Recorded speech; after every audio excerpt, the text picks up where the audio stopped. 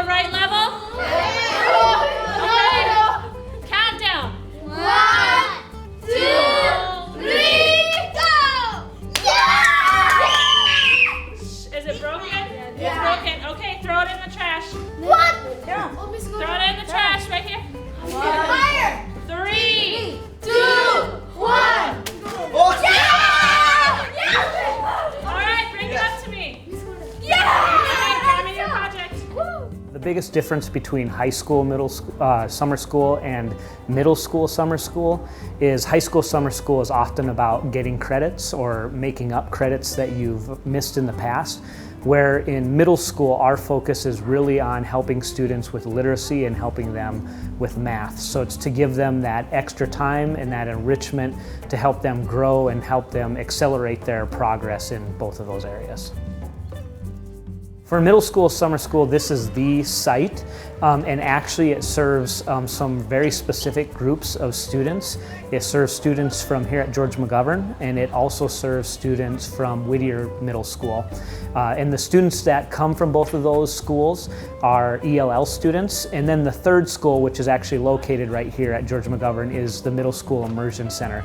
So all the students that are being served here are students who are also learning English and learning the language because they're newer to our country. It's free. We go to all the students who would fit in the category of being our ELL students or our immersion students. We let them know the dates that it's going to be, and then all they have to do is sign up so that we can logistically prepare for it, and otherwise it's free. We provide transportation, so there are bus stops just like the regular year. We also provide a breakfast for them, and we also provide a lunch for them before they leave. There's one session, and the session really goes from it's basically approximately a week after school gets out, and we'll go through the end of June. The day looks like a typical school day, except the emphasis really is reading, writing, and math, and it's really a shortened school day. So they'll come, they'll have breakfast, they'll go to classes. There's usually about 3 rotations during the day. It kind of depends what area and what group you're with. One is really an emphasis on reading itself. One is an emphasis on writing, and then one is typically an emphasis on math. It's a little different in our immersion center. They also have some science going on with it too. One of the things we want students to do is we want them to enjoy being at school, and we also just realize that getting that brain going and moving is so important to our students. So typically we try to have some time during the day where the students go out and they do something physical. It might be just taking a soccer ball out and playing a game of soccer, playing some other sort of game, and it gets them moving for the summer, it gets them physically active.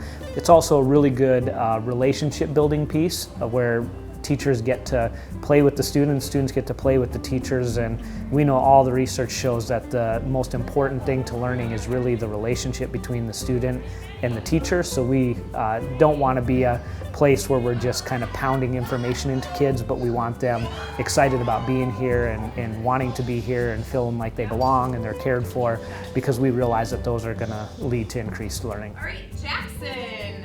The ultimate goal is for every student there's a natural amount of regression that happens in the summer. One of the things we want to do is we want to limit that regression for these students. We also want to maybe even push these students a little farther along because, as you know, many of these students are learning the language. They're all very bright. Some of them, and when you think of the language area, they're far superior than, say, myself, because they speak 4 languages, 5 languages, something like that. But they do have to pick up the English piece so that they can do the literacy piece in English. And then math, obviously calculation is calculation, but what we want to do is prevent them from regressing and having that moving back period. There's some research out there that would show and say that really when students get to school in the United States, they do very well. There's progress while they're in the classroom, while they're in our schools. But what happens, and it happens more so for students who don't have opportunities, maybe they're poverty families, so their families are working hard all day and aren't able to take them to the opportunities or buy them opportunities like camps and things like that.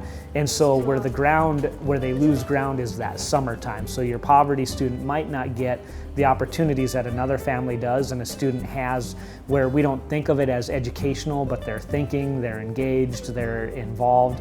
And so really that's where your poverty students fall behind, is they're not getting those opportunities in the summer that other students are getting. And all students regress to a certain level, but other students, especially if they have the resources and the opportunities, their minds are being engaged and being challenged, and so they're progressing a little more every summer compared to students who might not have those same opportunities.